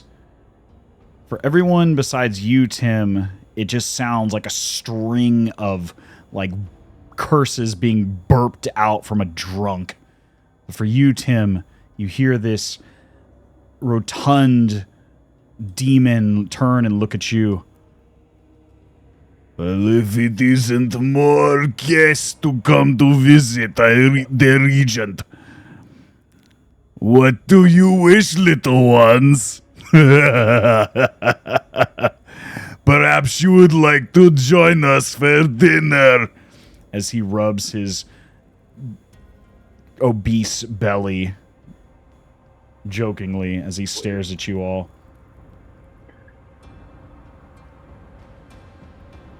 Hold on one sec. I'll be right back quick. I should probably just let you guys know I got about 45 minutes before I might have to start getting ready for my dentist appointment. Okay. Well, we'll see where this goes, and then depending on where things take us, we'll probably wrap it up there. So This should be quick. Sorry for juking you out on the boss fight. I'm fine. It's not going anywhere, and neither is the crown.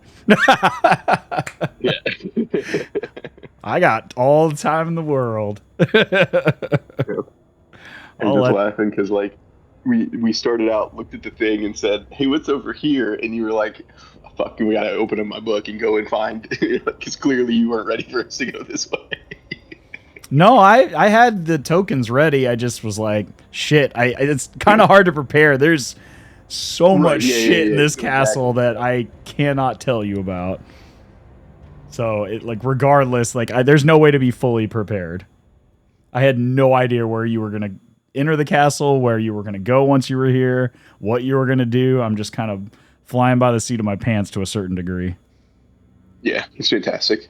You know what? This might surprise you. We are as well. I could not tell at all. I'm back. My son woke up. He goes, "Hey, Dad." I'm like, "Yeah." He's like, "There's gonna be a TV tomorrow." I'm like, "All right, cool. Thanks for telling me." Cool story, bro. Thanks, man. Back to bed, man. There's gonna be a TV tomorrow. There's gonna be a TV tomorrow, man. Kids are learning tomorrow. TVs exist. Breaking news. My friend told me their 3-year-old was just talking their ears off at last night, and they just said, it's time to be quiet, and it lasted 15 seconds until she said, "Why do we have a ceiling in the house?" That's a fucking good one. I never knew why. God. Yeah, Why am I even paying for this? Nobody needs that. Chugrulk and Cedric, go ahead and drop your tokens on the map if you don't mind. Oh, wait, did I put mine in the wrong spot? Yeah, you should be over here in this central part where you see the four. Oh, yep, we put them in. Yeah, we put them in the exact same other spot. Completely wrong area. Loaded in. Yeah, okay. Now there's 2 of me? There shouldn't be. There's some in the over at the top right, because that's where we landed earlier. Yeah. Right. I got rid of those ones. I thought I deleted them. When I go to delete that one, I don't know what's happening. Whatever. I don't see it on my screen, so you're good. Okay, There's 2 of me. Okay, I only see one, so. My screen is freaking out. Let me refresh this. Okay, I see your token Yeah, I'm gonna now. do the same. Yeah. Weird. Anyway. Yeah, the only token I don't see is Cedric's.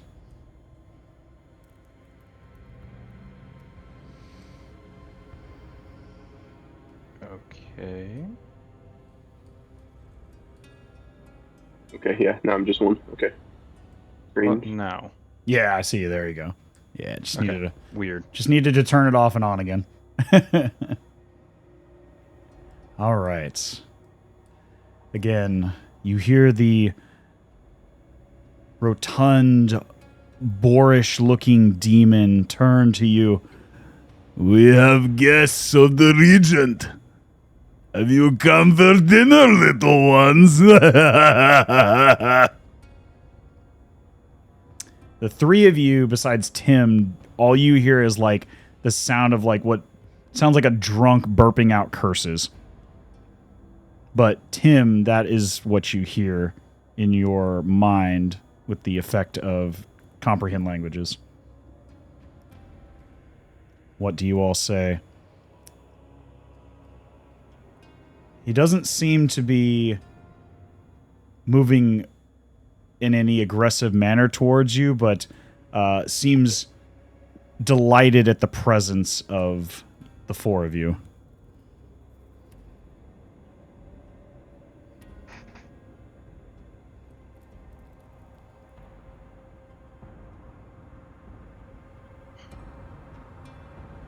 Anybody have something to say?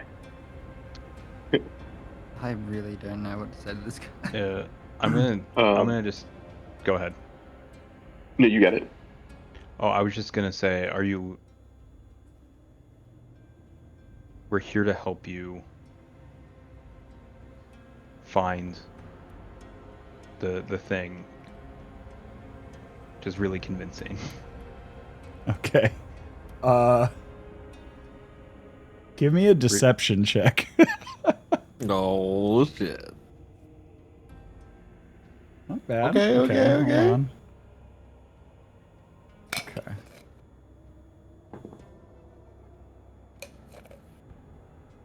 Is that so, little one? And what is it that we wish to find? Since you seem to know so much.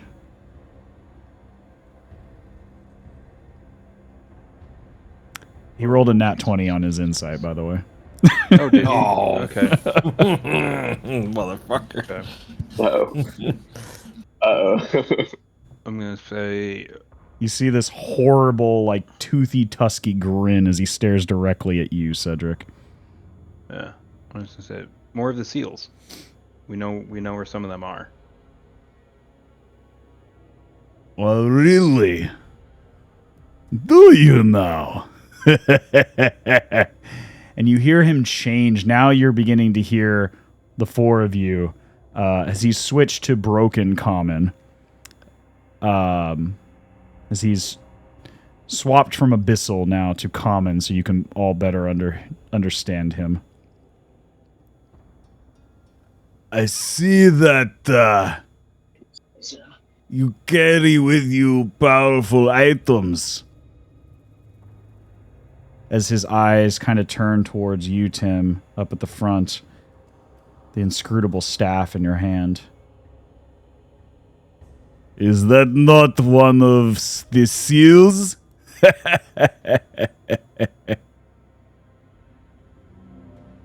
Are you coming to bargain?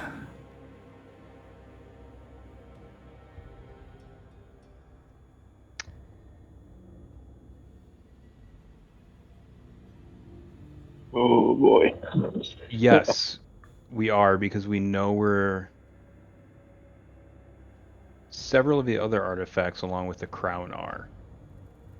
A lot of them are in an underground passage away from the castle.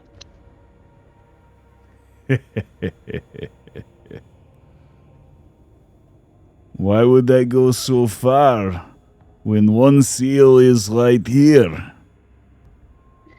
Why not I just kill you and take it for myself? And save myself the trip. Oh, because all the seals are pretty powerful in their own right, and if you have all of them, then you can do extraordinary things. Give me a persuasion check.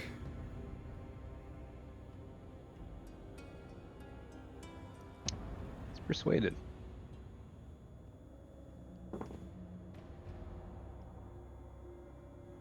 That is tempting offer. But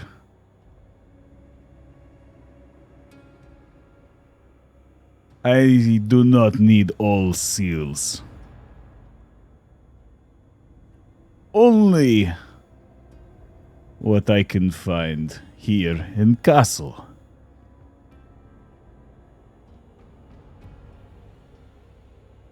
I tell you what, you give me seals you have here, and not only will we not skin and eat you alive, but we give you important information, whatever you'd like to know. Potent secrets of the universe.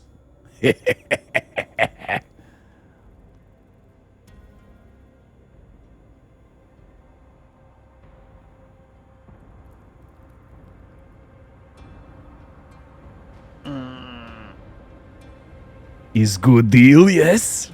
Not really. Good for you, not us. You hear the shrill squawking behind as the bird-like demon steps from behind. It's good deal for all, especially small mortals like you who do not wish to die today.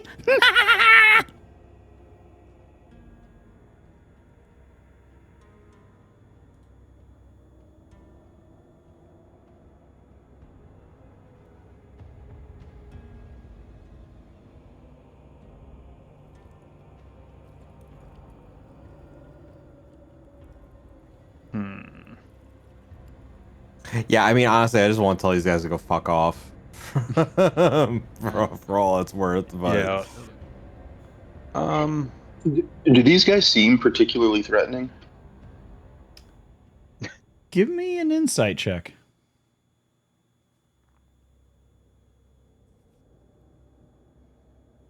Ooh, insight the fuck out of them, Giorgio. You get the impression that most of them are fairly capable demons. Your instinct as a combatant and a fighter, Giorgio, as you read the one that calls himself the Regent, the rotund-looking demon, his jovial nature doesn't seem to be any type of ruse or boast. He seems to have a legitimate amount of presence to him. He is this call. The serpentine, multi-armed entity has been watching you all intently and has the focus of a well-seasoned warrior. The avian-like creature, on the other hand, seems a bit weaker than the other three. The last of the group that you've only barely seen with that insight, which was quite high, he seems to be less intelligent than the other three, but judging by his frame and his hardened carapace, as you get a closer look now, as he's sort of approached the saloon doors and just seems to be the large claws holding onto the door frame as he kind of pokes his head in to look at you looks to be built like a brick shithouse. Like, quite muscular and capable. You don't feel like it's an impossible task, but you get the understanding that this would not be an easy fight. Mm-hmm. That each of these demons seems capable in their own right, and together could be far more dangerous than apart.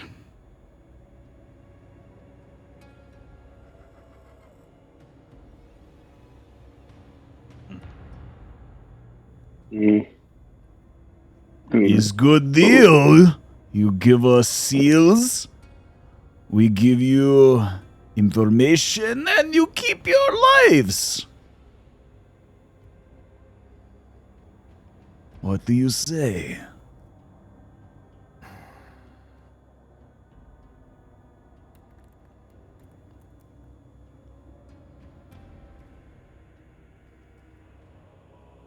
I don't want to be a wise ass because I feel like it's gonna backfire on me so bad.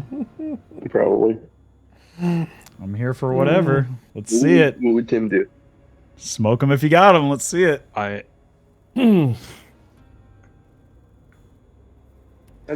Tim would click the button. I have one better for you. How about you give us the information and we let you keep your life? Give me an intimidation check, Tim. My God. Oh my God. Oh no.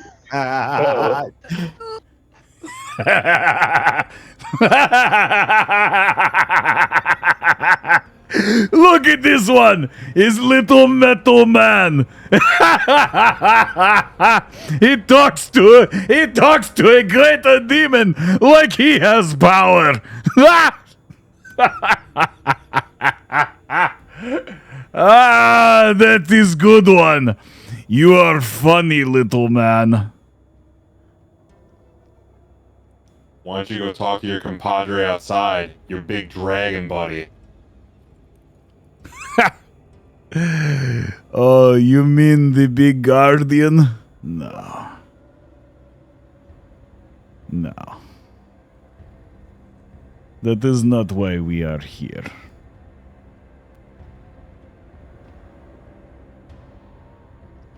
Tim, give me a perception check. Okay.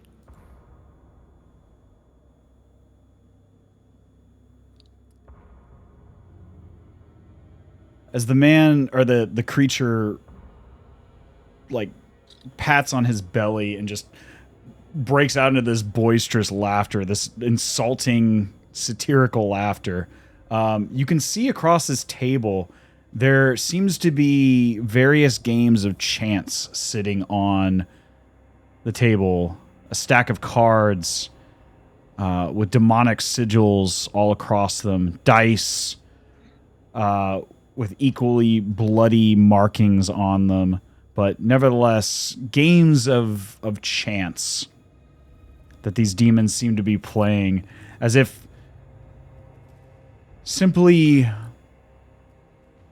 staying entertained, as if something keeps them here in this space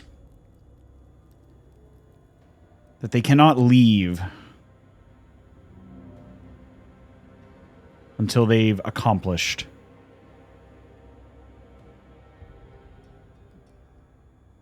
If seals are not negotiable, perhaps something of equal value might also be on the table. You are mortals of this realm, yes? I'm a checked.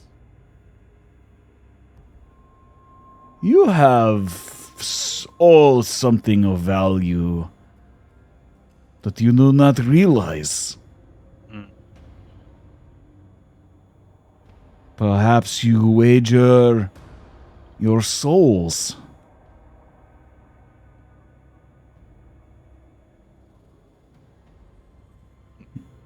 If you win, you keep your lives.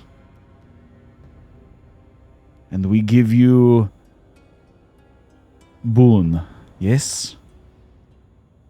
If you lose, we take your souls and we take the seals.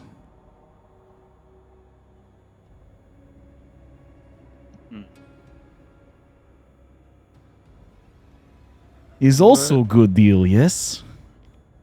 What type of game exactly? I like exciting new games. I like games of chance. I never play before. What do you suggest?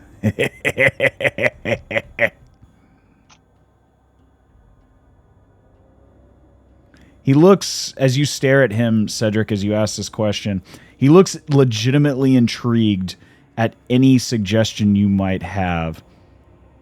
As if he's been stuck here for some time, and any change in the atmosphere and any change and chance of enjoyment seems to spark excitement in this demon's eyes.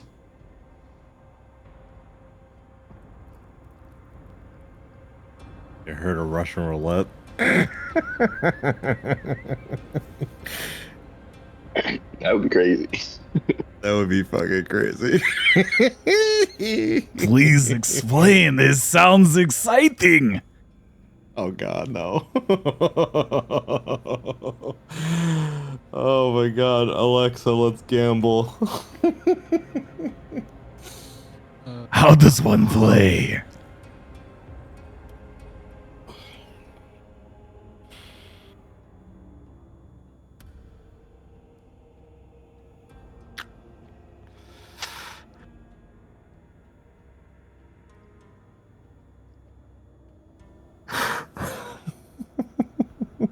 Are we really gonna fucking do this?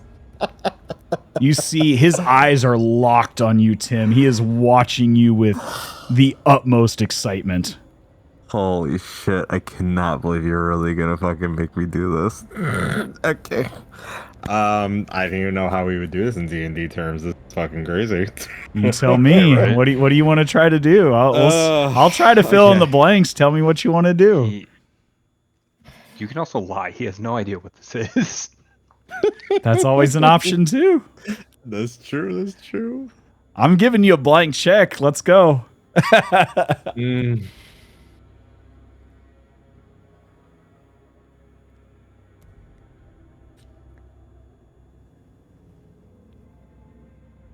I don't know, I gotta think about it. Well, I'll tell you what. We can close it here for today, and you can think about this in the interim for the next session, what you guys want to do. You can talk amongst yourselves. I don't need to know about it. Just, have a plan ready when the next session starts. How does that sound? Sure.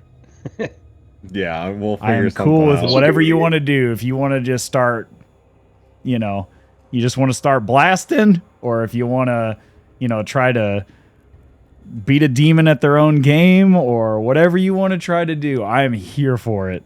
I'm just giving you options because I want to do some interesting shit.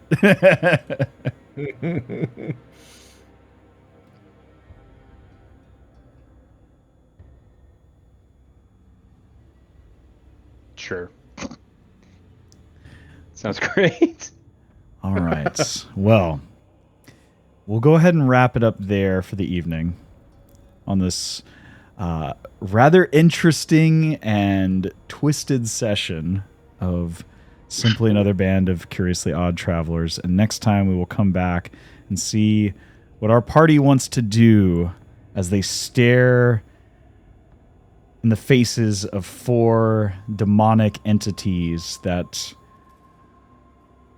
seem equally as excited for any type of game of chance as they are with simply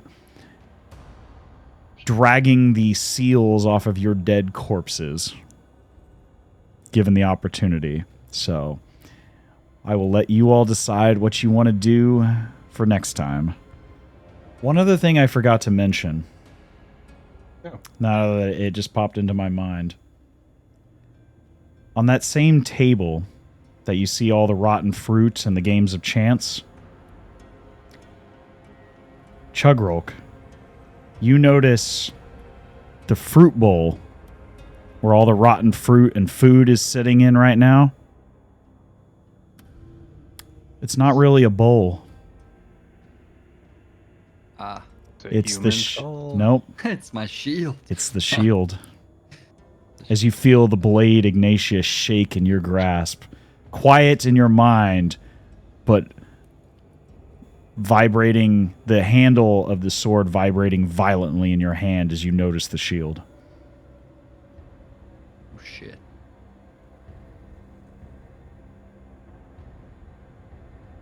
But we'll pick that up next time. Great. I completely forgot to mention that. I like it. They seem to be using the shield of St. Vitruvio as a fruit bowl. Figures. Yeah.